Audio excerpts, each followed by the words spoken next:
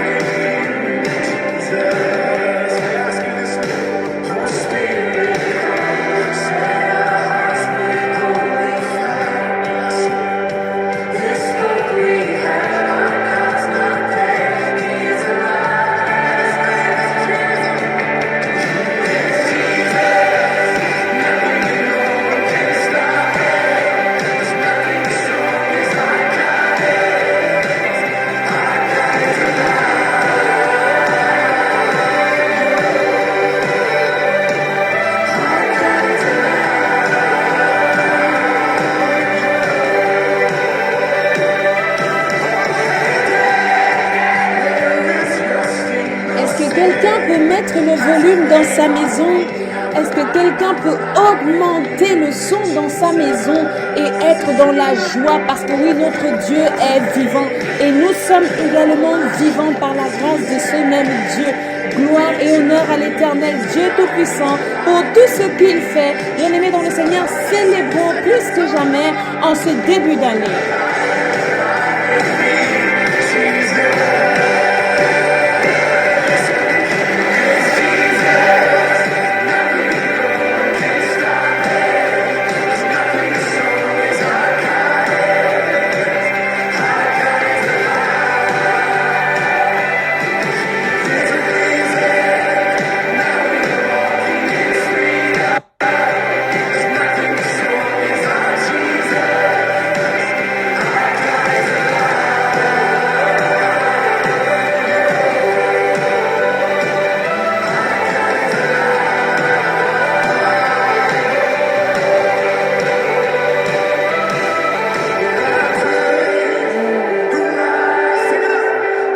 Est-ce que quelqu'un peut lever ses mains pour recevoir?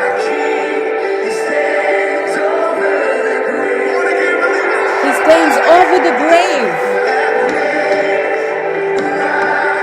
Oh. Yes.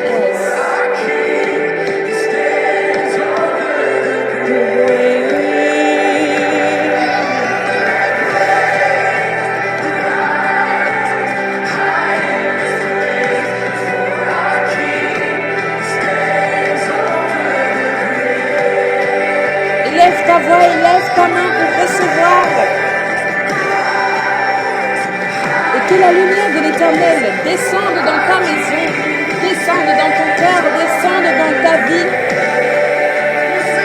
Yeah. Amen. Our God is alive. Yeah.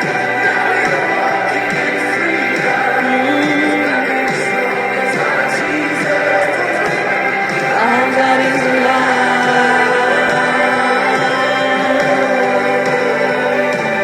Our God is alive.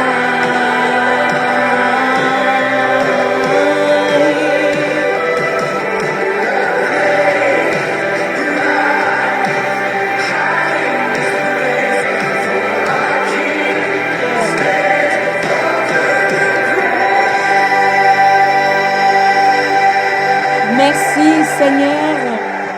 Merci parce que tu nous rassembles. Merci parce que tu nous aimes. Merci parce que tu as veillé sur nous jusqu'à cet instant, éternel Dieu. Merci parce que tu nous as accompagnés, tu as manifesté dans notre vie ton amour grandissant, continuel dans le chemin de notre vie. Éternel Dieu, oui, voici le programme du Keren spirituel qui reprend à nouveau dans cette année 2024. Nous te prions pour ce programme afin qu'il apporte joie, vie, bonheur et partage à tous ceux qui le reçoivent. Nous te prions afin que le rayon de lumière nous touche et illumine notre vie dans la grâce de notre Seigneur Jésus-Christ.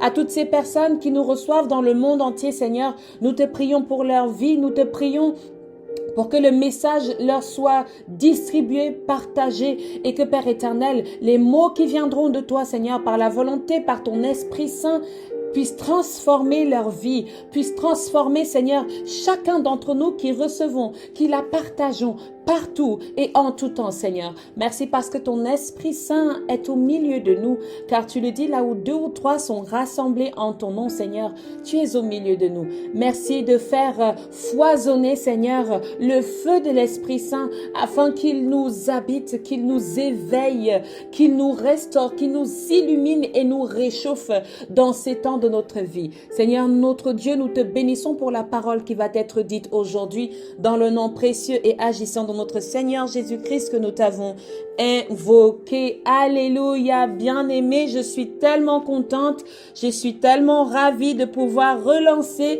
le Keren spirituel. Nous avons eu un grand temps de pause. Il est maintenant le temps de redémarrer le train de ce Keren, de ce rayon de lumière qui est disponible pour nous tous les mercredis à 15h dans nos différentes plateformes YouTube ou ministère de la clinique spirituelle sur WhatsApp, etc. Alléluia.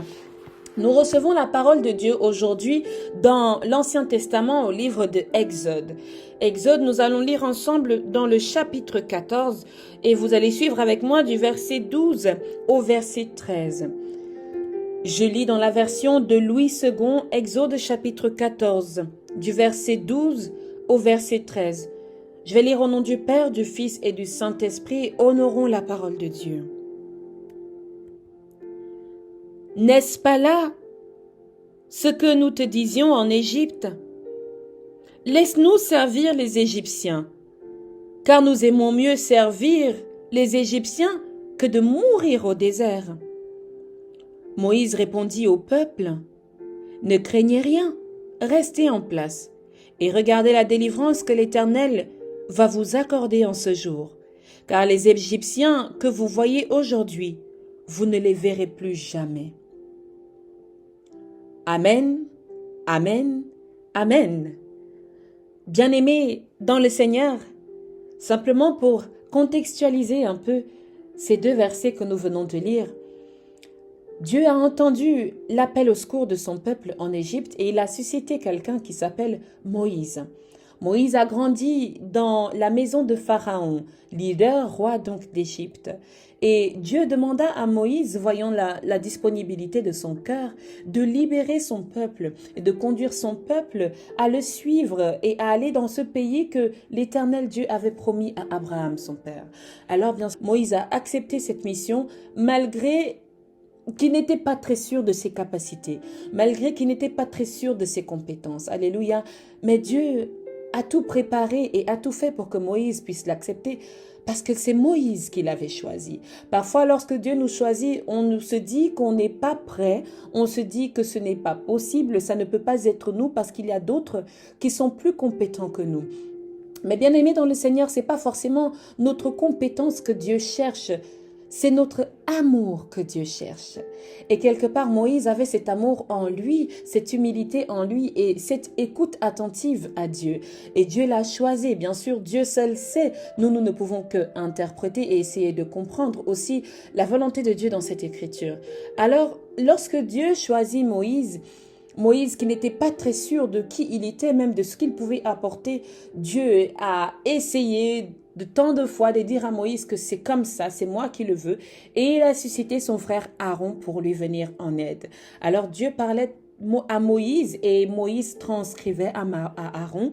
Moïse expliquait à Aaron de quoi il était question. Alléluia. Et maintenant il arrive donc que tout s'est passé comme Dieu voulait. Dieu a fait venir les plaies en Égypte, les grenouilles, les sauterelles, la peste et toutes sortes de choses. Il a fait venir en Égypte jusqu'à ce que, en fait, Pharaon était même obligé de laisser partir le peuple. Alors, lorsqu'il laisse partir le peuple, eh bien, le problème n'est plus Pharaon, le problème devient le peuple que Dieu a envie de sauver, que Dieu a envie de délivrer, que Dieu a envie de montrer sa puissance, de montrer qui il est. Vous savez, Dieu a quelque part envie de dire, mais c'est moi Dieu. Et pour ça, il a eu besoin de le prouver. Beaucoup de gens, on ne sait pas qui nous sommes, on ne sait pas qui vous êtes, et nous passons tous parfois par on a besoin de prouver qui nous sommes. On a besoin de prouver que nous sommes forts. On a besoin de prouver que nous sommes puissants. On a besoin de prouver que nous sommes bons. Et quelque part, c'est aussi ce que Dieu a fait, c'est d'essayer de nous prouver à quel point il est bon pour nous, en nous sauvant. Alors, dans ce peuple, Moïse se trouve donc en face d'une difficulté, des petites choses qui commencent à se manifester, telles que nous venons de lire dans le verset 12 à 13, que je vais relire pour vous. N'est-ce pas là ce que nous te disions en Égypte? Laisse-nous servir les Égyptiens, car nous aimons mieux servir les Égyptiens que de mourir au désert. Alors parfois, après tout ce que nous avons pu montrer aux gens, tout ce que nous avons pu faire pour les gens, mais les gens parfois restent et préfèrent demeurer dans la servitude. C'est un peu compliqué parce que lorsque nous nous plaignons et nous demandons d'être sauvés. Et quand l'aide arrive, nous ne voulons plus être sauvés parce que être sauvé représente faire face à l'inconnu. Alors, c'est pas toujours évident, bien-aimé dans le Seigneur. Et il se passe quelque chose que Moïse va dire. Moïse aussi ne savait pas trop. Lui aussi, il fait face à l'inconnu. Parfois, le leader de ton église ne sait pas toujours où il doit aller. Lui aussi, il fait face à l'inconnu. Le leader de ta communauté, le leader de ta cellule de prière, parfois lui aussi, il ne sait pas ce qui se passe. Et voici ce que Moïse va faire. Moïse va répondre au peuple en leur disant « Ne craignez rien, restez en place et regardez la délivrance que l'Éternel va vous accorder en ce jour. Car les Égyptiens que vous voyez aujourd'hui, vous ne les verrez plus jamais. » Même si il ne savait pas véritablement, même si Dieu a pu dire, oui, mon plan, c'est que vous puissiez arriver sur cette terre promise, Moïse n'était pas sûr. Mais il a eu la foi d'un leader. Alors les leaders, parfois, vous n'êtes pas sûrs de vous-même. Mais il nous faut quelque chose, c'est la foi du leader. La foi du leader qui affirme et qui assure que la direction dans laquelle nous allons, je crois fermement que l'Éternel va agir. Il faut croire en son leader. Il faut croire en son appel. Il faut croire que Dieu t'a appelé et croire que Dieu veut faire quelque chose de bon, de bien avec toi parce qu'il est bon et il fait des choses bien. Amen. Il faut croire que c'est toi que Dieu a choisi.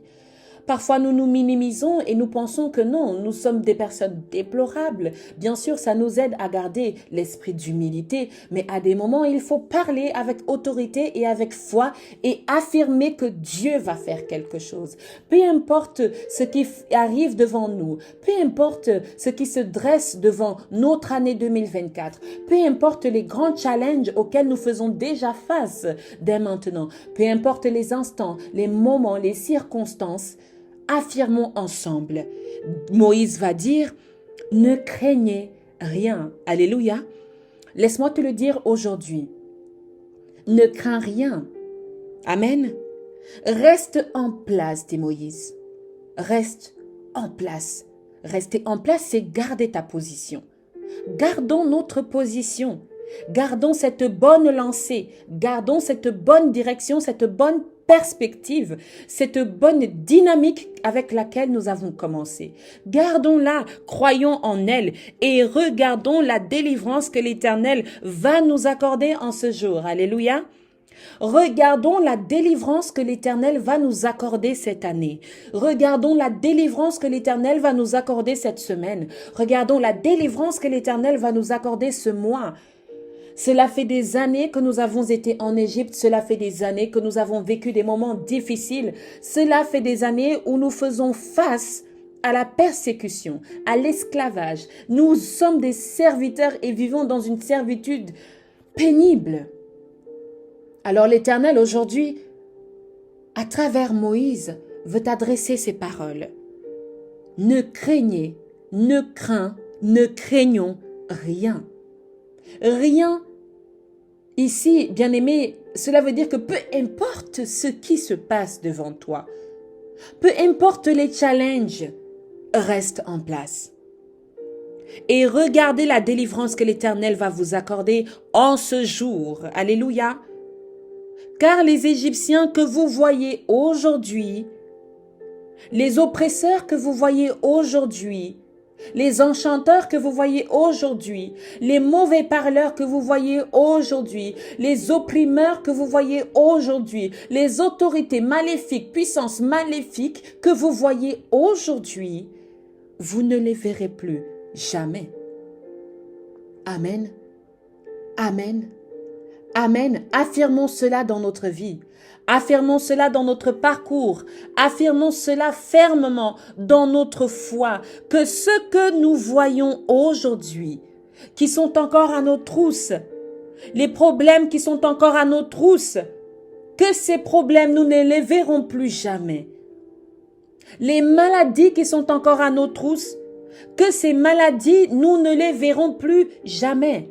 Alléluia, je pense que c'est une bonne nouvelle. C'est une nouvelle de joie, de bonheur que l'on peut célébrer ensemble dans la grâce du Seigneur. Je prie que ce message ait touché votre cœur et que vous ait permis, bien-aimés dans le Seigneur, de commencer votre année avec dynamisme, foi, espérance et courage dans le nom précieux de notre Seigneur Jésus-Christ. Amen, amen, amen.